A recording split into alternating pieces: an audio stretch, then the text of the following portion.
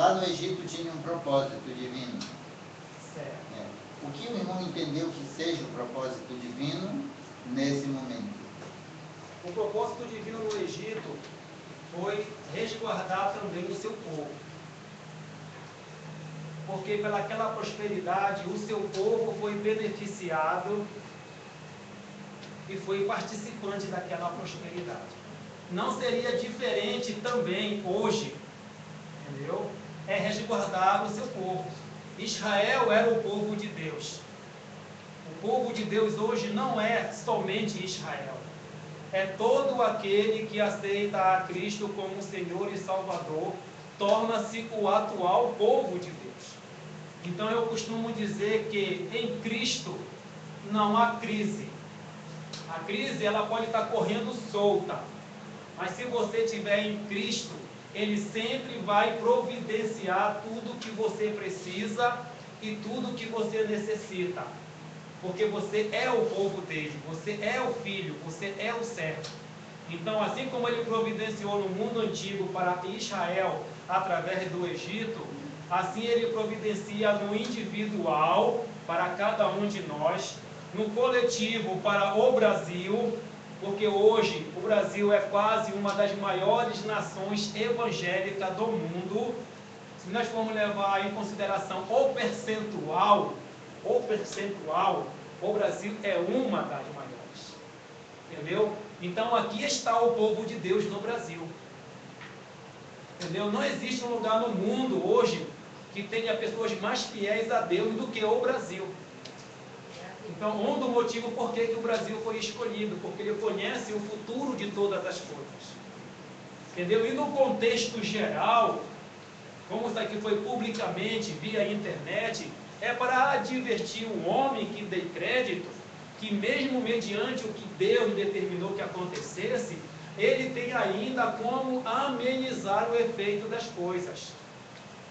Então há um propósito geral em tudo isso, amenizar o efeito das coisas, porque Deus ele não tem o prazer de ver os seres humanos, os habitantes da terra, perecerem na miséria. Ele não tem o prazer. Porque se ele tivesse o prazer, ele não se procuraria nesse momento de trazer isso ao público, para que ainda assim, enquanto a coisa não se intensificou, porque ela é gradativa a sua intensificação, as pessoas ainda possam se preparar, resguardar os seus recursos, resguardar os seus bens, entendeu? Cônsul, acreditando na palavra de Deus, que 2 anos é um pouquinho de tempo, entendeu? E se ainda que não acontecesse, em economizar, a pessoa já se dá bem, já tiraria proveito. Então, esse foi o propósito de Deus no Egito, foi resguardar o povo de Deus e naquela nação se manifestar os feitos de Deus. Então, não é diferente com cada um, e com certeza também Israel está lá. O Brasil, ele tem parceria com Israel. O Brasil, ele tem comércio, ele tem acordo com Israel. E nós sabemos que pela vontade divina, o Brasil vai estar prontamente aberto para receber o povo de Deus, Israel. Nós já estamos aqui, mas não somente Israel, não somente nós, não somente os crentes que estão pelo mundo todo, mas todo e qualquer que necessite e venha a Deus, Ele de modo nenhum lançará fora. Ele está com as mãos estendidas. Então, se alguém quiser ir, estão liberados. E se alguém quiser também fazer alguma pergunta com o irmão, na necessidade dele, dentro do possível. Deus. Sim. A Bíblia ela relaciona também 7 anos ao período apocalipse, ao período em que o cenário vai ficar tão insuportável, vai ser propício para surgir alguém apresentando uma falsa solução para estes problemas. Então, este cenário todo também não é indicativo da iminente vinda e do iminente arrebatamento da igreja. Exatamente. Isso aqui é o advento. Porque a Bíblia diz que durante o período, no governo do anticristo, vai haver paz e prosperidade. Em 2015, a terra ela vai voltar a produzir de novo, abundantemente, para que se cumpra a paz e a prosperidade. O que as pessoas elas precisam não é de carro novo, não é de televisão de LCD ou de LED. Elas precisam de comida. Elas precisam de bem-estar. Elas precisam de conforto e segurança. Essa é a necessidade mais básica do ser humano. A alimentação, conforto e segurança. Se ele tiver tudo isso, para ele já está tudo ótimo e excelente. As outras coisas, elas são secundárias. Então isso que o amado falou, exatamente, já é o fator que caminha para isso. É para preparar esse advento já para o novo governo mundial. Irmão, me permita um comentário.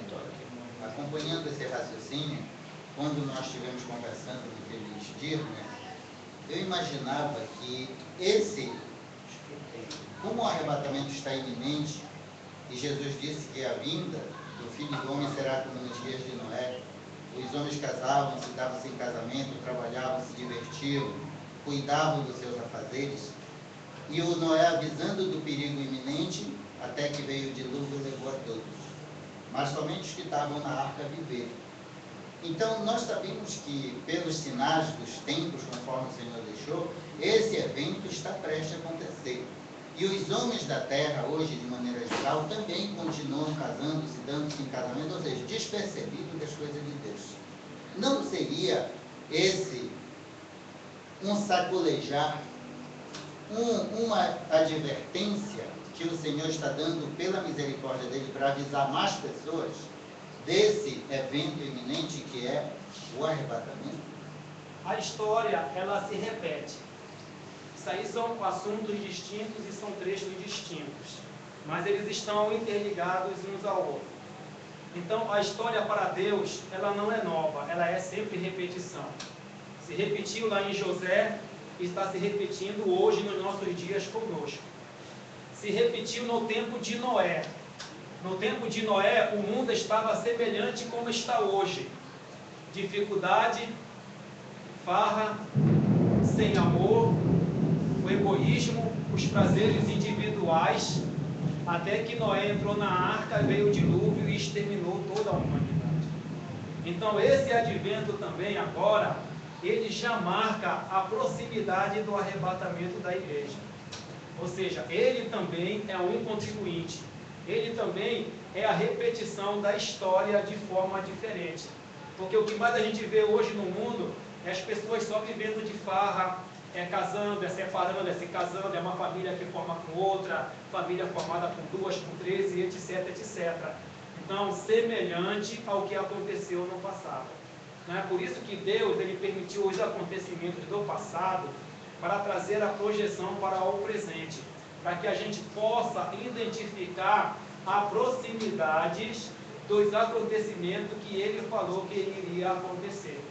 Então, isto aqui também é um fator contribuinte. Então, é um conjunto de coisas contribuindo para outro conjunto de coisas que acontecem simultaneamente para que se cumpra a palavra de Deus. Então, aquele acontecimento foi para socorro do povo de Deus. Socorro da alimentação, da fome. O outro acontecimento foi para o socorro da existência dos servos de Deus. Então agora é para o nosso socorro da alimentação. O arrebatamento é para o socorro da nossa existência, para um livramento de um mal maior, maior do que a fome, maior do que a catástrofe, maior do que a miséria, maior do que essa crise financeira, que é algo que está ainda para acontecer na face da terra, depois que passar esse processo. Então, se irmão, se eu tiver respondido a pergunta dos irmãos, se querer fazer mais alguma pergunta, quem quiser ir, já agradeço, podem ir, e muito obrigado.